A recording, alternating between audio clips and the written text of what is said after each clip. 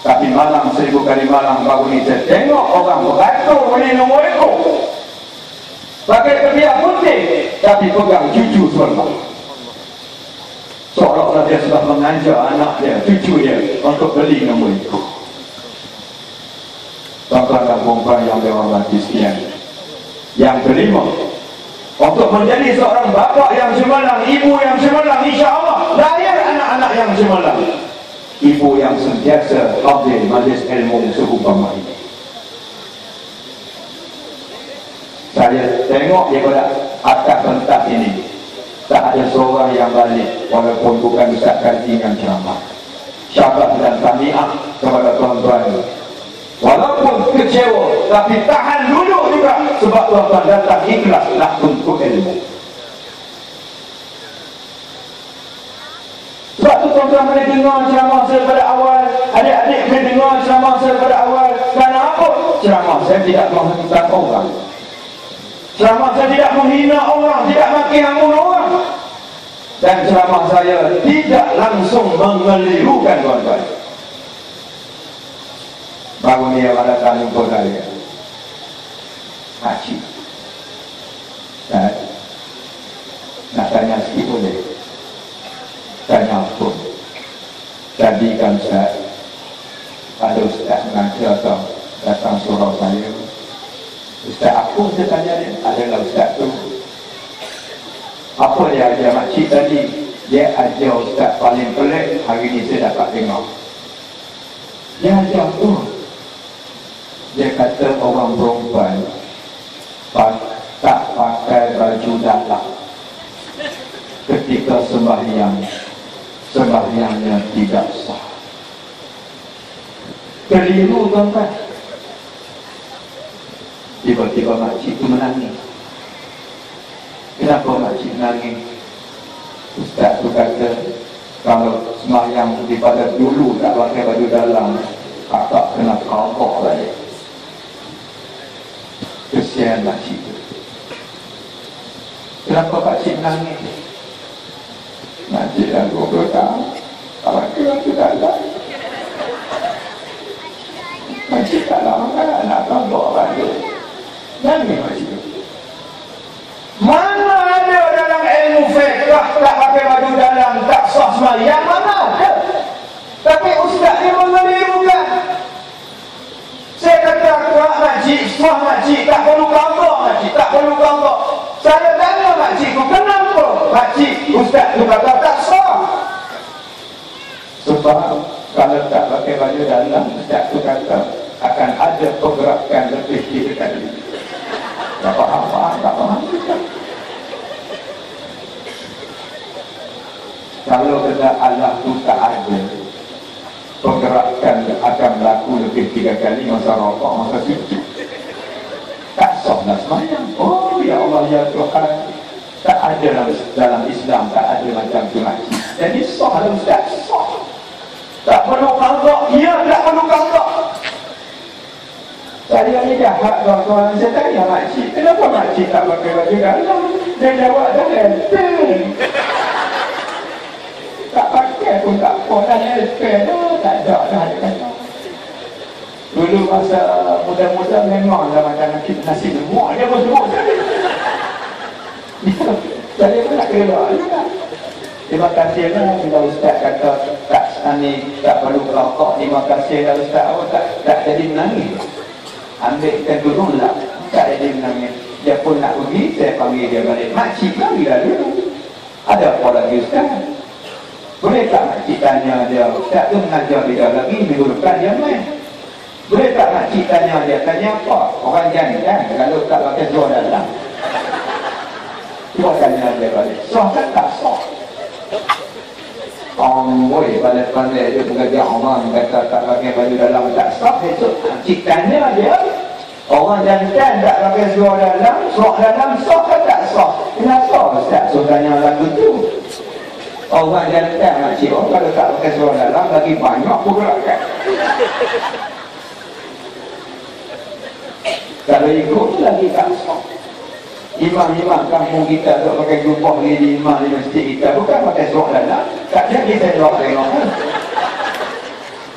Satu dia letak di tangi tu betul-betul kan untuk imam. Tu dia begini-gini macam jalan loceng. Jangan duk buat ceramah tak itu Allah.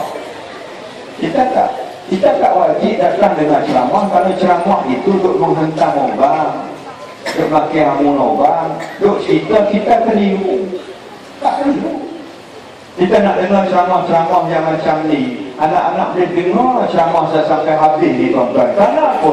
Sebab dalam ceramah kita ada lagu, dalam ceramah kita ada lawak gurau serta, dalam ceramah kita baca Quran, dalam ceramah kita ada nyanyi-nyanyi, ada nasyid. Ini yang anak-anak kita nak. Sebab itu tuan-tuan, kalau tuan-tuan sebagai ahli datang puasa yang baik, latih anak kita di masjid tu umur 11, 12, 13, 10 tahun, 11 tahun, buat pertandingan azan di masjid desa Senau. Beli masjid banyak, buat pertandingan masjid untuk melatih, melahirkan bilal muda, bila-bila pelatih, bila-bila muda. Sekarang semua masjid tuan-tuan tidak ada usaha untuk melahirkan bila-bila muda. Kadang-kadang imam, ya Allah, baca Quran lebih banyak batuk daripada baca. Tu bila, ya Allah, azan orang tak nak datang masjid. Allah, orang tak nak datang masjid sebab tak ada pelatih. Buat pertandingan azan setahun 3-4 kali, kita akan dapat melahirkan bilal-bilal muda. Siapa mereka? Umur 10 tahun, 9 tahun, 12 tahun, 13 tahun, 14 tahun. Syarat yang pertama, bila dah menang kali yang pertama, dia tak masuk lagi. Bila kita buat kali yang kedua pertandingan azan, orang lain pula menang. Dah ada tu 2 bilal muda, pelatih muda. Sekarang dipersilakan peserta yang pertama, Adik Fauzan bin Afendi. Silakan adik, peserta yang pertama datang azan. Tuan-tuan pun datang tengok anak tuan-tuan azan. Hadiah pertama pertandingan azan, melawat dan melancong ke desa Senau. Ya Allah ya Tuhan. Yang kedua, naik feri patah balik. Kita silakan adik Akmal bin Afendi. Allahu Akbar, Allahu Akbar. Ya Allah ya Tuhan. Mak kok kata anak aku macam orang Mekah azan. Makasih peserta yang pertama. Dipersilakan peserta yang kedua, adik Afendi bin Akmal. Tadi Akmal bin Afendi. Afendi pula datang. Allahu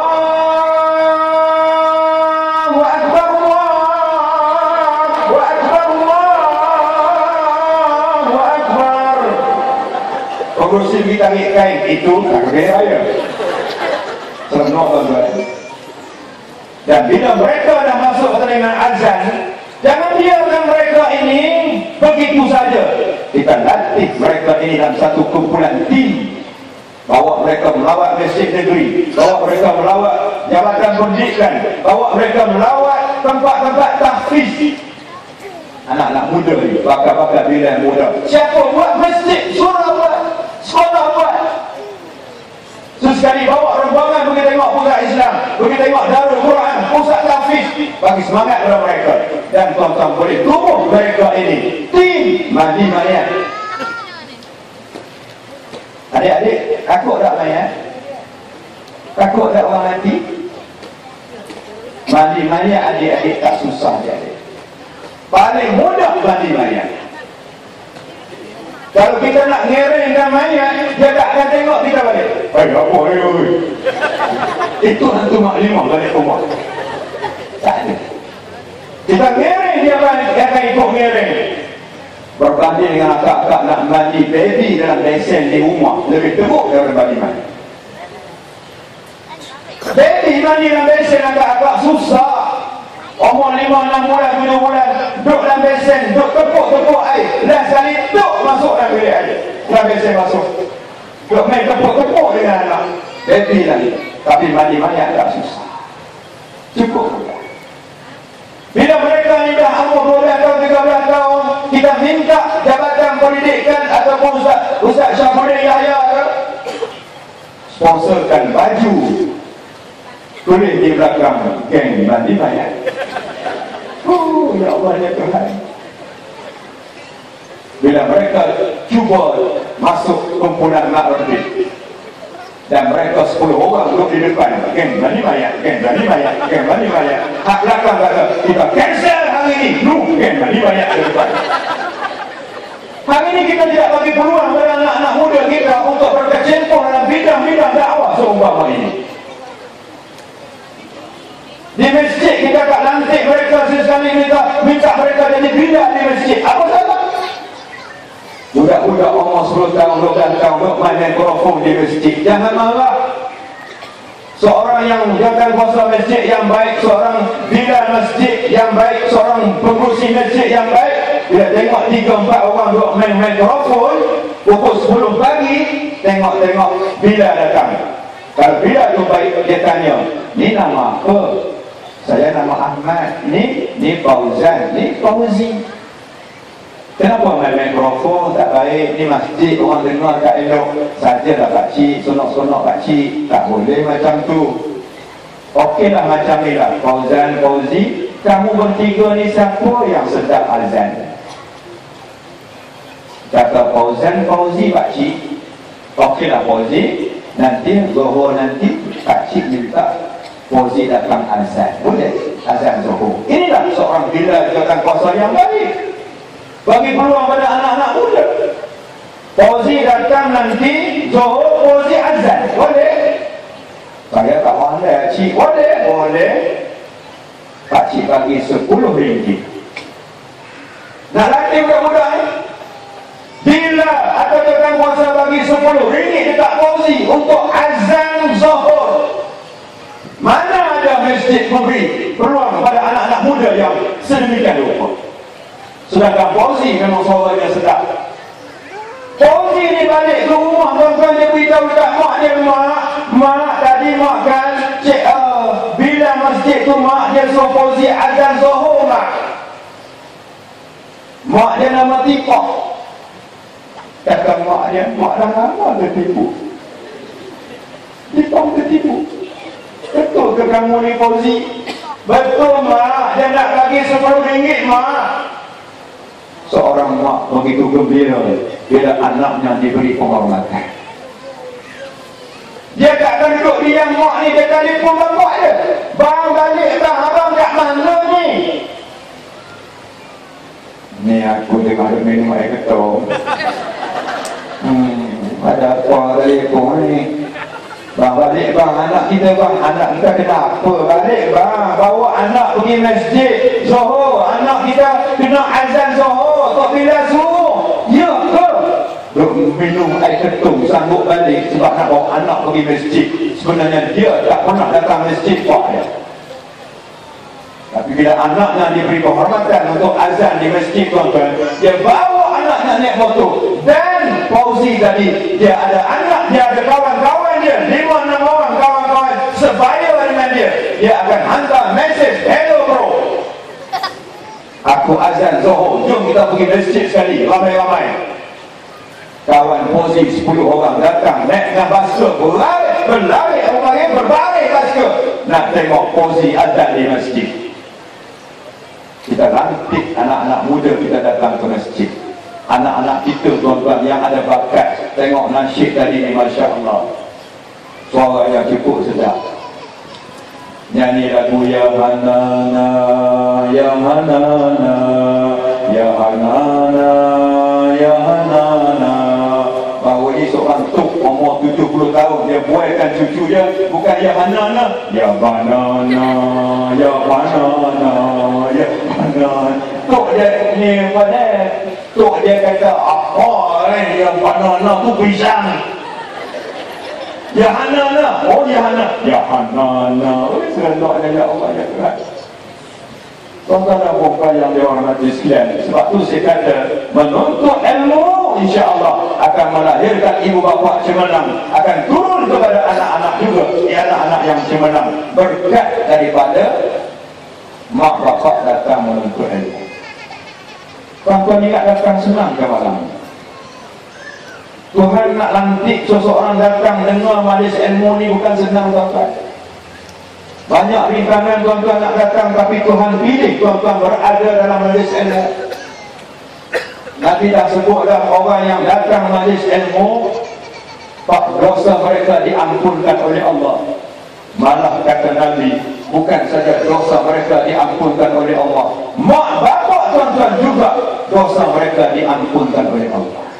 Sehingga Nabi kata, Allah Ta'ala perintah malaikat-malaikat yang sedang menyiksa mak kita dalam kubur, menyiksa ayah kita dalam kubur, Allah Ta'ala kata, berhenti siksa mayat ini, sebab anak-anak mereka sedang menuntut ilmu. Besok bila kita mati tuan-tuan, bila anak-anak kita masih ada, kita dah berada dalam kubur, kita tak kena siksa dalam kubur, sebab anak-anak kita yang akan baca Quran untuk kita, yang akan menuntut ilmu, dan pahala anak-anak kita menuntut ilmu sampai kita berada dalam kubur. Sepohon kayu daunnya rimbun, lebat bunganya serta buahnya, walaupun hidup 1000 tahun, kalau tak sembahyang apa gunanya? Walaupun hidup 1000 tahun, kalau tak sembahyang apa gunanya?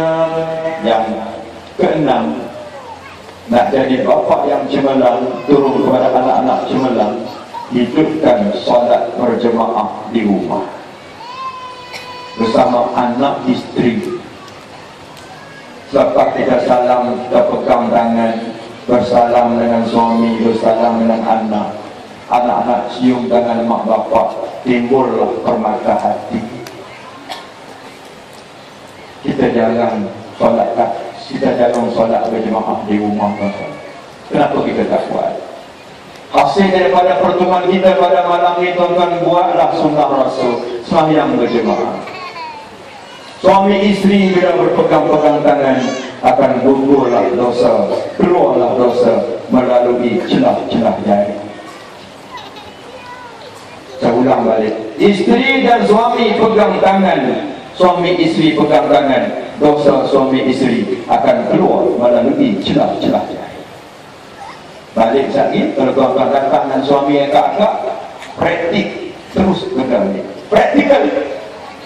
Pegang tangan, seronoknya ya Allah. Panggil suami dengan panggilan yang baik, panggil isteri dengan panggilan yang baik, panggil anak panggilan yang baik, jangan panggil bewak ke anak. Saya telefon Tok Imam baru di satu masjid, nak cakap dengan Tok Imam, isteri dia angkat.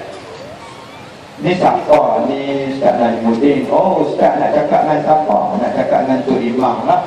Dia ada di rumah, ada. Ustaz, tunggu Ustaz, saya nak panggil suami saya, kata isteri Tok Imam. Jadi dia tak tutup tau ganggang telefon tu. Saya dengar dia panggil suami dia Tok Imam. Oi telefon. Isteri Tok Imam panggil suaminya oi. Kalau imam sendiri isinya panggil macam tu, apakah lagi kita bukan tu? Panggilan juga merupakan suatu cara bagaimana kita nak menarik kegembiraan, keceriaan, keberkatan rumah tangga. Sebab tu Nabi panggil Aisyah ya Humairah, dan Aisyah panggil Nabi ya Rasulullah. Abang-abang tahu tak, kalau abang-abang buat air segelas air untuk suami abang minum 1 tahun puasa sunat, 1 gelas air abang buat suami abang minum 1 tahun puasa sunat abang dapat. Bayangkan besok 3, kalau 12 gelas tak 12 tahun. Setiap jam ada air. Bang, air bang, air tadi pukul 8, tadi Nescafe bang, sekarang kopi. Pukul 10 bang minum. Ni apa pula? Ini tengok. Pukul 12, barang minum. Siap. Kembung perut suami. Akak-akak, kalau suami akak kembung perut suami, boroi. Jangan panggil boroi, panggil abang boroi. Ya Allah, ya Tuhan. Sebab tu Nabi dia minum air 1 gelas. Kongsi dengan istrinya Aisyah. Inilah sumber kekayaan jiwa, kekayaan kemesraan suami isteri. Kalau kita nak bahagia suami, nak bahagia keluarga, suami isteri kena bahagia dulu. Nabi dengan Aisyah minum air 1 gelas. Jarang suami isteri minum air 1 gelas. Orang tanya dekat ulama, kenapa Nabi minum air 1 gelas dengan Aisyah? Ulama jawab, lambang kemesraan suami isteri apa minum apabila suami isteri minum air 1 gelas. Sebab bila Aisyah minum, Nabi tengok di mana tempat bibir Aisyah letak. Sebab nanti bila Nabi nak minum, Nabi betul-betul letak atas bibir bekas Aisyah minum. Punya mesra Nabi. Sekarang tak perlu tengok lagi, agak-agak ada cincin. Pakai kebal-kebal gincu pun kat situ. Nanti suami tengok, oh itu bibir kau je. Dia pun minum. Dah kali suami pun gincu juga. Sama-sama merah. Tengah-tengah duduk ceramah macam ni, seorang makcik akak tangan dia kata, Ustaz, Nabi boleh dapat Ustaz. Oh, makcik tak boleh buat, tak boleh minum 1 gelas dengan suami makcik. Kenapa makcik? Bulu hidung dia banyak. Kalau suami makcik minum dulu, bulu hidung masuk dalam air tu tak berenang macam ipit. Kalau makcik minum, bekas makcik minum, muntah cirit 2 bulan. Sebab kita tak jaga kebersihan. Sebab tu kebersihan juga penting kakak. Doa kakak penting. Ayat yang kedua saya nak bagi dalam kertas kuning. Jadi penting. Ayat ni kita baca kalau anak kita berada di luar. Anak kita belajar di MRSN, anak kita belajar di Jerman ke. Kita takut anak-anak kita buat benda-benda tak elok tuan-tuan di belakang kita. Inilah ayat yang Tuhan lindungi dinding anak kita daripada melakukan benda-benda yang tak elok. Anak yang sentiasa ingat, patuh, kasih pada mak dan ayah. Inilah ayatnya dalam surah Al-Hijr ayat 47. Tuan-tuan tulis sikit di ujung 3 kali selepas subuh. Itu beza. Bismillahirrahmanirrahim. Wa naza'na ma fi sudurihim min ghillin ikhwana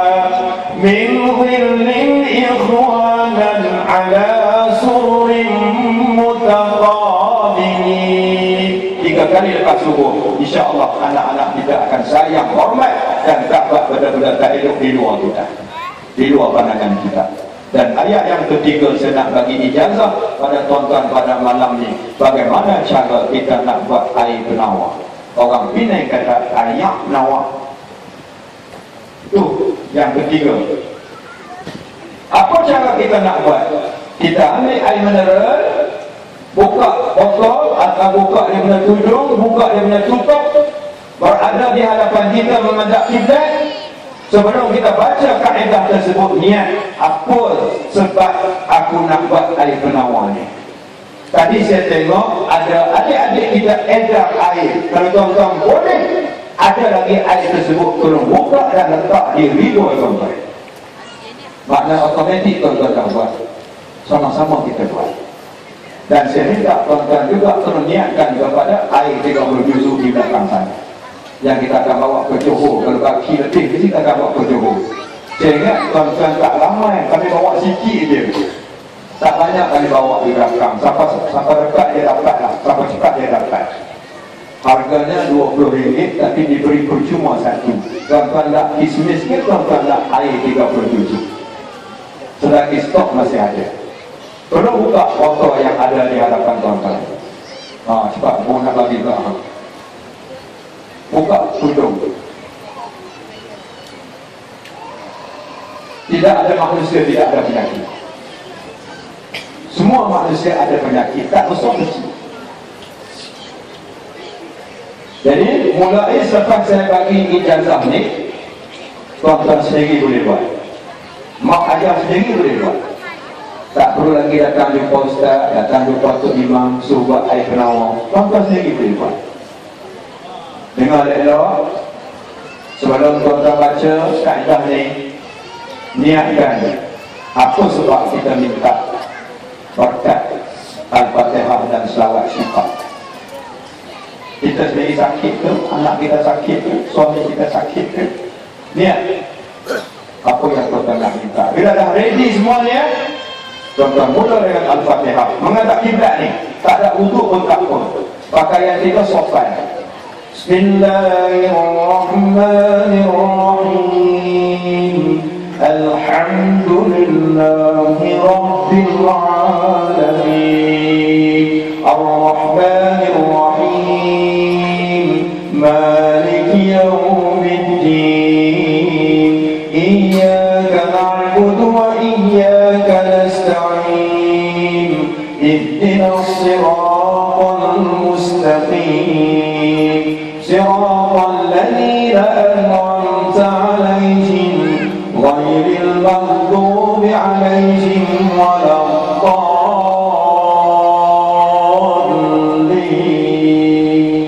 Amin. Yang ni tuan-tuan kena ikut saya. Selawat syifa. Selawat syifa ni maknanya selawat penyembuh, selawat penawar, selawat ubat. Tolong ikut saya baca dulu, tuan-tuan ikut. Bismillahirrahmanirrahim. Ikut. Allah tak dengar. Buat sikit. Bismillahirrahmanirrahim. Allahumma salli ala Sayyidina Muhammad tibbil qulubi wa dawaiha wa afiyatil abdani wa shifaiha wa nuril absari wa dhiyaiha wa ala alihi wa sahbihi wa barik wa sallim. Tembus pada bekah yang berisi air. Tembuskanlah. Nak minum baca bismillah, selawat berikan. Tuan-tuan kan tengok kesan. Sebab tu kalau anak kita keras hati, anak kita tak dengar cakap kita, apa ayat nak bagi anak kita lembut hati, kaedahnya di ayat yang terakhir, kaedah yang terakhir. Saya nak bagi tuan-tuan sebab jam saya telah menunjukkan pukul 1:30. Saya nak balik ke Ipoh, tuan-tuan balik ke rumah tidur, saya belum tidur. Kalau anak kita degil, bagaimana cara nak lembutkan hati anak? Tuan-tuan baca Ya Latif sebanyak 7 kali. Cantik sikit. Ya Latif, Ya Latif, Ya Latif, Ya Latif, Ya Latif, Ya Latif, Ya Latif. 7 kali. Satu surah Asy-Syura ayat 19. Ni nak melahirkan permata kuning. Surah Asy-Syura ayat 19. Allahu latifun bi'ibadihi yarzuqu man yasha' wa huwal qawiyyul aziz. Tarik nafas, hembuskan di ubun kepala anak kita yang sedang tidur, cucu-cucu kita yang sedang tidur, anak yang berumur 12 tahun ke bawah, kena hembus di kepala. Saya buat ke anak-anak saya, tuan-tuan. Anak saya 6 orang, saya buat. InsyaAllah sekarang 2 orang di industri. Alhamdulillah. Yang nombor 4 ni nampak kecemerlangan dalam PT3, nampak ada dia punya potensi. Saya buat anak-anak kita akan jadi anak yang dengar cakap kita. Ada ibu angkat tangan, dia kata, Ustaz, anak tak apa degi sangat, pok dia yang degi. Kalau suami akak degi, baca ayat tadi, tapi tak boleh hembus di kepala sebab dah keras kepala. Hembus di tengkuk leher suami yang sedang tidur. Cuma tak kena tambah doa, Ya Allah ya Tuhanku. Kalau boleh tulis, Ya Allah ya Tuhanku, lembutkanlah hati suamiku ini seperti mana Engkau lembutkan besi kepada Nabi Daud. Kalau tak faham, tak dapat catik, nanti akak buka Facebook saya akan masuk dalam malam. Itu cara nak suruh akak like Facebook saya padaku. InsyaAllah saya kongsi. Jadi saya tinggalkan tuan-tuan dengan satu lagu juga angkat sekali. Sebab tuan-tuan minat kalau sekali dia pandai menyanyi, abang dia nak nyanyi sikit walaupun tak sedap, tapi lagu ini mengenangkan kita siapa Nabi sallallahu alaihi wasallam. InsyaAllah. Rasulullah, dalam mengenangmu kami susuri lembaran sirahmu, pahit getir perjuanganmu membawa cahaya kebenaran. Engkau dahulukan pengorbananmu untuk umatmu yang tercinta, walau terpaksa tempuh derita. Cekalnya hatimu menempuh ranjangnya, tak terjangkau tinggi pekertimu, tidak tergambar indahnya akhlakmu, tidak terbalas segala jasamu. Sesungguhnya engkau Rasul mulia, tabahnya hatimu menempuh dugaan, mengajar arti kesabaran, menjulang panji kemenangan, terukir namamu di dalam Al-Quran. Dengan rendah diri saya jemput guru besar, saya jemput Cik Jamil, saya jemput daripada Bem Satuan, guru-guru naik ke atas pentas. Kita bangun, kita selawat ke atas Nabi sebagai memohon keberkatan Allah majlis kita pada hari ini. Terima kasih kepada tuan-tuan dan puan-puan. Kita akhiri dengan selawat atas Nabi bersama pemimpin tuan-tuan, guru besar dan juga pegawai daripada Jabatan Pendidikan. Sallallahu ala Muhammad, sallallahu alaihi wasallam, sallallahu ala Muhammad, sallallahu alaihi wasallam. Ya Nabi salam alaika, ya Rasul salam alaika, ya Habib salam alaika, salawatullah alaika, sallallahu ala Muhammad, sallallahu alaihi wasallam, sallallahu ala Muhammad, sallallahu alaihi wasallam.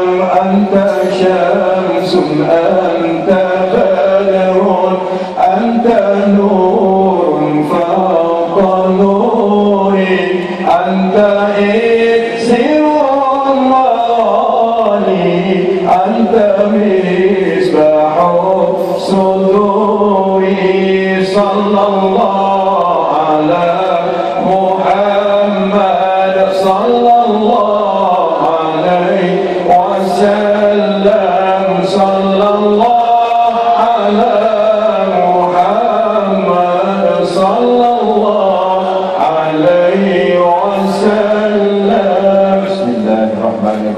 alhamdulillahi rabbil alamin.